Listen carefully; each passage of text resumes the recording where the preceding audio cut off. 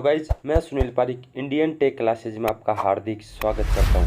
तो अपना जो पॉइंट चल रहा था वो था डीसी जनित्र, और डीसी जनित्र के अंदर अपन 437 क्वेश्चन कर चुके हैं। ठीक है, और इस वीडियो में जो बात करेंगे अपन 438 नंबर क्वेश्चन से बातें करने वाले हैं। तो वीडियो शुरुआत से लेकर अंत तक देखना, और ये प्रीवियस ईयर के क्वेश्चन जो आपके बहुत ही ज़्यादा इंपॉर्टेंट होते हैं। ठीक है, तो प्रत्येक क्वेश्चन के बारे में मैं आपको एक्सप्लेन करके बताने वाला हूँ। देखिए, आज का जो पहला क्वेश्चन क्या है मेरे पास, भारी भार के साथ और ज्यामितीय उदासीन अक्ष पर अवस्थित बरसों के साथ चल रही डीसी मशीन में दिक् परिवर्तन के दौरान बरसों पर स्पार्किंग होने का कारण क्या होता है। यानी कि मेरे पास कोई डीसी मशीन है, वो चल रही है और उसके ऊपर जो ब्रश हैं, यानी कि मेरे पास जो कम्यूटेटर है उसके ऊपर जो ब्रश लगे हुए हैं वहाँ पे स्पार्किंग हो रही है। उसका रीज़न क्या है? देखिए ऑप्शन, कुंडली सिरा पर उच्च धारा घनत्व। अगला ऑप्शन क्या है? दिक् परिवर्तक द्वारा बरसों पर लगाया गया अपकेंद्रीय बल। चुंबकीय उदासीन अक्ष का स्थानांतरण। इंटरपोल क्षेत्र में कम मुख्य क्षेत्र फ्लक्स घनत्व। देखिए, अगर मेरे पास, पहले की बात कर लेता हूँ, कुंडली सिरा पर अगर ज़्यादा धारा घनत्व होगा तो उसकी वजह से वहाँ पे स्पार्किंग होना कोई ज़रूरी नहीं होता, क्योंकि वहाँ पे मैं उस करंट को बाहर और अलग तरीक़ों से भी ले सकता हूँ। यानी कि जीएनए से एमएनए खिसका दूँ, इस प्रकार मैं वहाँ पे करंट को बाहर ले सकता हूँ। अगर करंट ज़्यादा होगी तो भी मैं बाहर ले सकता हूँ, पर वहाँ पे स्पार्किंग नहीं होगी। यानी कि वहाँ पे स्पार्किंग न होने की संभावना ज़्यादा होती है।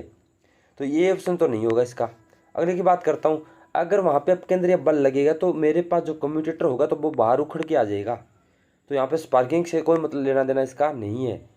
अगला क्या? चुंबकीय उदासीन अक्ष, यानी कि एमएनए वहाँ पे अगर लोड लगता है, लोड लगने की वजह से जीएनए से एमएनए कुछ डिग्री खिसक जाता है। यानी ये तो था बीच में मेरा जीएनए, और इससे थोड़ा सा यहाँ पे कौन खिसक जाता है? एमएनए। इसकी वजह से वहाँ पे क्या पैदा होती है? स्पार्किंग। उत्तर क्या रहेगा इसका? C option. चलिए नेक्स्ट क्वेश्चन। अगला क्वेश्चन क्या है? चुंबकीय संतृप्ति के कारण डीसी मशीन में बिना बर्स्ट शिफ्ट के प्रति ध्रुव फ्लक्स। ऑप्शन देख लेते हैं। जनित्र व मोटर दोनों में भार के साथ बढ़ते हैं, जनित्र व मोटर दोनों में भार के साथ घटता है, भार के साथ जनित्र में बढ़ेगा लेकिन मोटर में घटेगा, भार के साथ जनित्र में घटेगा लेकिन मोटर में बढ़ेगा। क्वेश्चन बोल क्या रहा है? यानी कि मेरे पास जो पोल हैं वो क्या नहीं हुए, अभी तक सेचुरेटेड नहीं हुए हैं। ठीक है, तो मेरे पास अगर मैं लोड बढ़ा दूं, क्या कर दूं? लोड बढ़ा दूं, तो लोड बढ़ने के साथ चाहे मेरे पास डीसी मोटर हो चाहे डीसी जनित्र हो, दोनों में वो फ्लक्स का मान घटेगा। क्या होगा? घटेगा। तो भार के साथ जनित्र और मोटर दोनों में भार के साथ घटेगा। उत्तर क्या रहेगा इसका? बी ऑप्शन, दोनों में घटेगा। चलिए नेक्स्ट क्वेश्चन। अगला क्वेश्चन क्या है? यदि डीसी जनित्र के मामले में बरसों को थोड़ा सा आगे खिसका दिया जाए, यानी कि आगे की तरफ बोले तो अगर इधर घूम रहा है तो बरसों को भी मैं कहाँ पे खिसका दूँ? आगे की तरफ। तो आर्मेचर में प्रतिक्रिया प्रभाव होगा पूर्ण रूप से विचुंबकीय, पूर्ण रूप से क्रॉस मैग्नेटाइजिंग, आंशिक रूप से विचुंबकीय और आंशिक रूप से क्रॉस चुंबकीय और पूर्ण रूप से चुंबकीय। तो अगर मैं बरसों को थोड़ा सा खिसकाता हूँ तो वहाँ पे विचुंबकीय प्रभाव देखने को भी मिलेगा और थोड़ा सा क्रॉस चुंबकीय प्रभाव भी देखने को अपने को मिल सकता है। तो उत्तर क्या रहेगा इसका? C option. ठीक है, चलिए नेक्स्ट क्वेश्चन। अगला क्वेश्चन क्या है? एक डीसी मशीन का वायु अंतराल ध्रुव टिप पर ध्रुव के केंद्र से ज़्यादा रखते हैं, इसका मुख्य रीज़न क्या है? किसको कम करना होता है? तो यानी कि मेरे पास जो ये पोल होते हैं और यहाँ पे जो आर्मेचर होता है, इनके बीच में जो अंतराल होता है वायु वाला गैप, इस गैप को कम रखने का रीज़न क्या होता है? ताकि मेरे पास जो यहाँ पे आर्मेचर प्रतिक्रिया होती है, क्या होती है? आर्मेचर प्रतिक्रिया, क्योंकि इस वायु अंतराल में मैग्नेटिक फील्ड जाएगा और यहाँ पे क्या पैदा कर देगा? एक्सल। ठीक है, इसको ख़त्म करने के लिए मैं क्या करता हूँ? यहाँ पर वायु अंतराल को कम रखता हूँ। उत्तर क्या रहेगा इसका? आर्मेचर प्रतिक्रिया प्रभाव को कम करने के लिए। ठीक है, चलिए नेक्स्ट क्वेश्चन।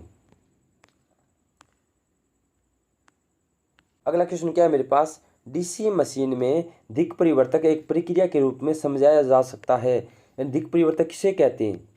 यानी कि मेरे पास जो कम्यूटेटर होता है, कम्यूटेटर जब घूमेगा तो यहाँ पे जो ब्रश आएंगे, जब दो से टकराएगा तो यहाँ पे इस कुंडली में धारा के परिवर्तन की दिशा, धारा में क्या हो जाएगा? परिवर्तन। और धारा में जब परिवर्तन होगा तो यहाँ पे क्या पैदा होगी? स्पार्किंग। इसी को क्या कहते हैं? अपने कम्यूटेशन।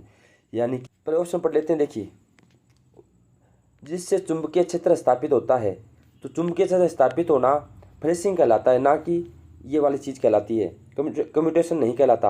अगला ऑप्शन क्या है, जिस गुण के द्वारा आर्मेचर चालकों में ईएमएफ पैदा होता है इसको बोलते हैं भाई फैराडे का विद्युत चुंबकीय प्रेरण का नियम। तो ये भी नहीं होगा। जिसके द्वारा एक कुंडली में धारा के परिवर्तन के समय इसको ब्रश द्वारा लघुपतित किया जाता है, यानी कि ब्रश के द्वारा इस कुंडली को शॉर्ट सर्किट करते हैं और इसके अंदर धारा के परिवर्तन की दिशा समय के साथ बताई जाती है, इसी को अपन क्या कहते हैं, कम्यूटेशन। ठीक है, उत्तर क्या रहेगा इसका, सी ऑप्शन। चलिए नेक्स्ट क्वेश्चन।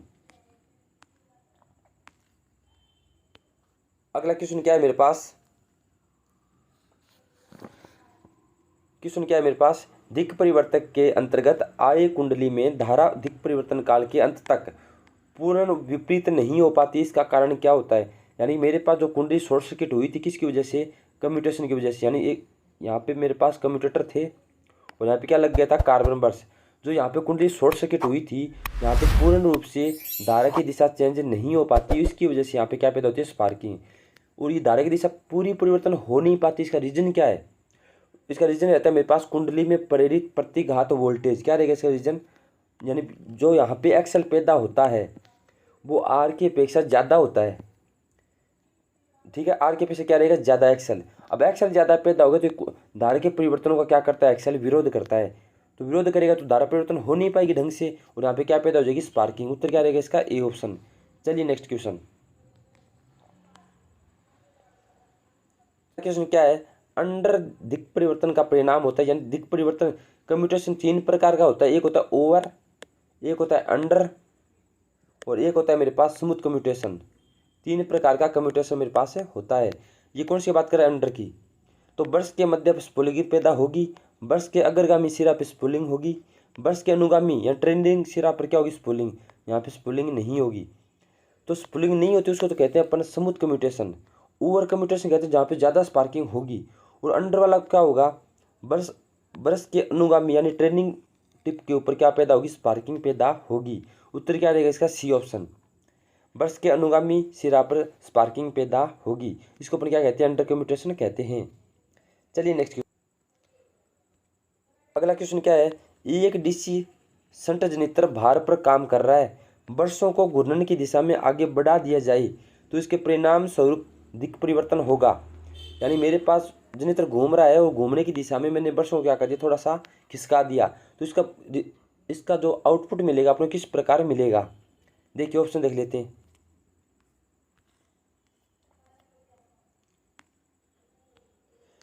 अच्छा होगा लेकिन वोल्टेज घट जाएगा, खराब होगा लेकिन वोल्टेज घट जाएगा, अच्छा होगा और वोल्टेज बढ़ जाएगा, खराब होगा पर वोल्टेज बढ़ जाएगा। देखिए ब्रशों को जब मैं खिसकाता हूँ आगे की तरफ तो वहाँ पे मेरे पास जो कुंडली होती है वो क्या हो जाती है, कम। और कुंडली कम होगी यानी आंशिक बोल देते हैं उसको। अब कुंडली कम हो गई इसका मतलब वहाँ पे ईएमएफ का मान क्या हो जाता है, कम, पर स्पार्किंग क्या हो जाएगी, खत्म हो जाएगी। तो क्या रहेगा इसका उत्तर, अच्छा होगा लेकिन वोल्टेज का मान क्या हो जाएगा, घट जाएगा। अच्छा तो किस लिए होगा, स्पार्किंग घट जाएगी और वोल्टेज का मान घट ही गया। उत्तर क्या रहेगा इसका, ए ऑप्शन। चलिए नेक्स्ट क्वेश्चन। क्वेश्चन क्या है, डीसी मशीन में ब्रश और दिक् परिवर्तन सतह के बीच स्पार्किंग खाली स्थान के कारण हो सकती है। अंडर कम्यूटेशन, ओवर कम्यूटेशन, धारा का तीव्र विपरीत होना, उपयुक्त में से कोई भी। अगर मेरे पास अंडर कम्यूटेशन होगा तो भी वहाँ पे क्या पैदा होगी, स्पार्किंग होगी। भाई कम्यूटेशन के अंदर तो होगी स्पार्किंग, ओवर के अंदर भी होगी। धारा अगर बार बार जल्दी जल्दी क्या हो रही, चेंज हो रही, तो वहाँ पे एक्सल पैदा होगा, एक्सल पैदा हुआ तो क्या पैदा हो गया, रिएक्टेंस, तो भी वहाँ पे स्पार्किंग पैदा होगी। और उपयुक्त में से कोई भी यानी सभी। उत्तर क्या रहेगा, डी ऑप्शन। ये तीनों ही इसके क्या है, राइट है। चलिए नेक्स्ट क्वेश्चन। अगला क्वेश्चन क्या है, दिक् परिवर्तन के अंतर्गत हो रही कुंडली में स्व प्रेरित ईएमएफ कहलाता है। प्रतिघात वोल्टेज, स्थैतिक प्रेरित वोल्टेज, गतिक प्रेरित वोल्टेज, इनमें से कोई नहीं। अगर मेरे पास दिक् परिवर्तन हो रहा है, कम्यूटेशन हो रहा है, तो वहाँ पे एक खुद के अंदर ईएमएफ पैदा हो जाता है और उसको अपन क्या कहते हैं, एक्सल। और एक्सल अपन क्या कहते हैं, प्रतिघात वोल्टेज कहते हैं, जिसकी वजह से धारा परिवर्तन हो नहीं पाती और वहाँ पे क्या पैदा हो जाती है, स्पार्किंग पैदा हो जाती है। ठीक है, उत्तर क्या रहेगा इसका, ए ऑप्शन। चलिए नेक्स्ट क्वेश्चन। अगला क्वेश्चन क्या है, एक डीसी मशीन में ब्रश पर स्पार्किंग खाली स्थान के कारण होती है। आर्मेचर प्रतिक्रिया की वजह से, प्रतिघात वोल्टेज की वजह से दिक् परिवर्तन की उपस्थिति की वजह से कार्बन परमाणु उच्च प्रतिरोध, तो उच्च प्रतिरोध होगा तो स्पार्किंग नहीं होगी। दिक् परिवर्तन होगा तो स्पार्किंग होगी, पर रीजन क्या है उसका, कई बार दिक् परिवर्तन हो भी जाता है स्पार्किंग भी नहीं होती, जैसे स्मूथ कम्यूटेशन, उसके अंदर स्पार्किंग बहुत ही कम होती है, तो ये भी नहीं आएगा इसका। आर्मेचर प्रतिक्रिया की वजह से क्रॉस चुंबकीय प्रभाव या विचुंबकीय प्रभाव होते हैं, ना कि स्पार्किंग होती है। और प्रतिघात वोल्टेज यानी धारा परिवर्तन हो नहीं पाती और वहाँ पे क्या पैदा हो जाती है, स्पार्किंग। इसको अपने क्या कहते हैं, एक्सेल। उत्तर क्या रहेगा इसका, बी ऑप्शन। चलिए नेक्स्ट क्वेश्चन। मेन सीधी सी बात ये है, आपको एक बात बता देता हूँ। मेन बात ये है कि अगर कम्यूटेशन की बात आई तो वहाँ पे बात किसकी होगी, प्रतिघात वोल्टेज की। अगर क्रॉस चुंबकीय विचुंबकीय प्रभाव आए तो वहाँ बात किसकी होगी, आर्मेचर प्रतिक्रिया की। ये बात जरूर ध्यान रखना आप। चलते हैं नेक्स्ट क्वेश्चन पर। क्वेश्चन क्या है, प्रतिघात वोल्टेज आर्मेचर धारा और दिक् परिवर्तन काल के सीधे समानुपाती होती है। यानी कि जो प्रतिघात वोल्टेज एक्सएल की जो वोल्टेज पैदा होगी वी एक्सएल, वो किससे समानुपाती होगी, आर्मेचर में जो धारा हो जा रही है उसकी क्या होगी, समानुपाती। यानी कि आर्मेचर की धारा आई है कि क्या होगी, समानुपाती। और जो वी एक्सएल है वो समानुपात होगा 1/T के। यानी कि कितनी देर में धारा परिवर्तन हो रही है उसी के आधार पे क्या बनेगा, दिक् परिवर्तन काल।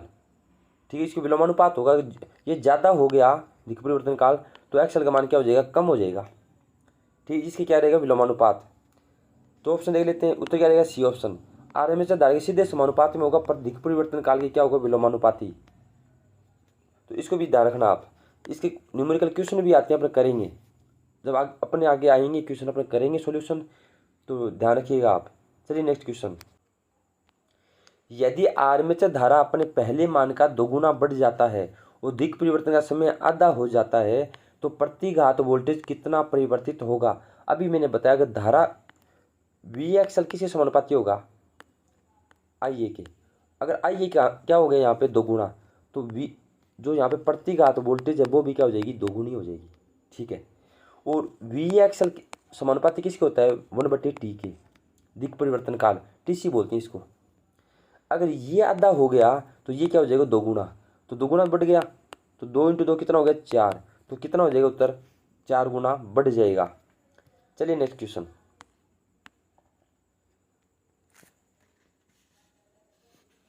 अगला क्वेश्चन क्या है, डीसी मशीन में बेहतर दिक् परिवर्तन खालिस्तान के द्वारा प्राप्त नहीं किया जा सकता। इंटरपोल का प्रयोग करके, उच्च प्रतिरोध के ब्रश का प्रयोग करके, प्रतिघात वोल्टेज को बढ़ाकर, प्रतिघात वोल्टेज को घटाकर। घटेगी तो अच्छा होगा, तो ये तो नहीं आएगा इसका उत्तर। घटेगी तो दिक् परिवर्तन बढ़िया हो जाएगा। इंटरपोल का प्रयोग करोगे तो भी दिक् परिवर्तन क्या हो जाएगा, बढ़िया, तो इसका उत्तर ये नहीं आएगा। ज़्यादा प्रतिरोध के कार्बन नंबर से लगाओगे तो वहाँ पे स्पार्किंग नहीं होगी और दिक् परिवर्तन भी नहीं होगा, ये भी नहीं आएगा इसका। तो प्रतिघात वोल्टेज बढ़ेगी तो दिक् परिवर्तन क्या हो जाएगा, बढ़ जाएगा। तो उत्तर क्या रहेगा इसका, सी ऑप्शन। इसके द्वारा अपन कम नहीं कर सकते, केवल बढ़ सकता है इससे। चलिए नेक्स्ट क्वेश्चन। अगला क्वेश्चन क्या है, स्पूलिंग रहित दिक् परिवर्तन के लिए डीसी मशीन में आर्मेचर प्रतिक्रिया का प्रभाव खालिस्तान के द्वारा निष्प्रभावित किया जा सकता है। देखिए, यानी कि मेरे पास दिक् परिवर्तन हो रहा है और वहाँ पे आर्मेचर प्रतिक्रिया भी हो रही है, उसको अपन किसके द्वारा कम कर सकते हैं, प्रतिकारी कुंडली के द्वारा या कम्यूटेटिंग पोल के द्वारा। ज्यामितीय उदासीन अक्ष से चुंबकीय उदासीन अक्ष तक ब्रश को स्थानांतरित करके, ब्रश अक्ष को पोल अक्ष के साथ लाइन में स्थिर करके, क्षेत्र उत्तेजना को बढ़ाकर। तो आर्मेचर प्रतिक्रिया प्रभाव को खत्म करने के लिए अपन क्या करते हैं, जीएनए से एमएनए खिसका देते हैं, जीएनए से एमएनए खिसका देते हैं। पर यहाँ पे अगर जीएनए से एमएनए खिसका दिया तो आर्मेचर प्रतिक्रिया तो खत्म हो जाएगी, पर यहाँ पे जो कम्यूटेशन है वो खत्म नहीं होगा। तो इसके लिए बढ़िया तरीका कौन सा रहेगा, प्रतिकार यानी कि कंपनसेटिंग वाइंडिंग का प्रयोग कर लूँ या कम्यूटेटिंग पोल का भी प्रयोग यहाँ पे कर सकता हूँ। तो क्या रहेगा इसका, ए ऑप्शन, ये बेटर रहेगा। अगर ये नहीं आए तो क्या आएगा इसका, बी ऑप्शन। चलिए नेक्स्ट क्वेश्चन।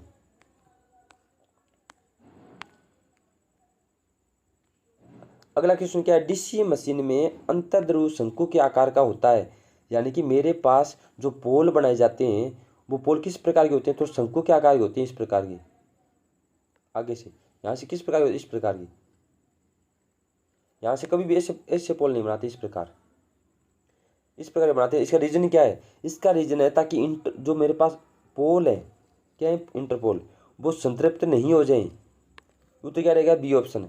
अगर संतृप्त हो गए तो वहाँ पे मेरे पास जो एक्सल पैदा हो रहा है वो ख़त्म नहीं होगा, वो धारा परिवर्तन हो जाएगी आराम से, जिससे क्या होगा, मेरे पास स्पार्किंग पैदा होगी। तो उनको ख़त्म करने के लिए मुझे संतृप्त नहीं होने चाहिए। उत्तर क्या रहेगा इसका, बी ऑप्शन। चलिए नेक्स्ट क्वेश्चन। अगला क्वेश्चन क्या है, निम्नलिखित कथनों पर विचार कीजिए। डीसी मशीन में इंटरपोल का उपयोग प्रभावी इन बनाना होता है।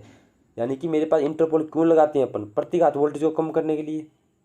सही बात है, प्रतिघात वोल्टेज को कम करता है इंटरपोल। कम्यूटेटिंग जोन में आर्मेचर एमएमएफ का विचुम्बकीय प्रभाव खत्म करने के लिए नहीं। कम्यूटेटिंग जोन में आर्मेचर एमएमएफ का क्रॉस मैग्नेटाइजिंग प्रभाव खत्म करने के लिए यस। तो क्या रहेगा इसका, एक और तीन क्या है, सही है। एक और तीन क्या है, सही। तो ऑप्शन रहेगा इसका एक्यूरेट सी ऑप्शन। चलिए नेक्स्ट क्वेश्चन।